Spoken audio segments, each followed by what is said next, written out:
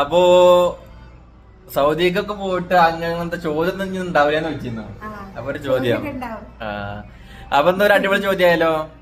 1947 ബ്രിട്ടീഷുകാര് ഇന്ത്യയിൽ നിന്നും പിൻവാങ്ങുവാനുള്ള കാരണം എന്ത്?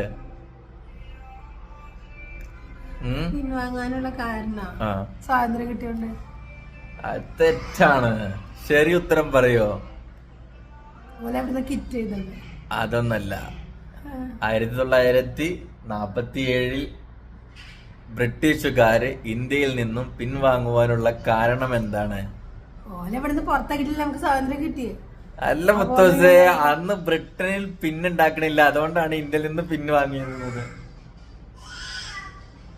ഞാൻ എന്താ പറഞ്ഞത്? ഇന്ത്യയിൽ നിന്ന് പിൻവാങ്ങുവാനുള്ള കാരണമല്ലേ ചോദിച്ചത്?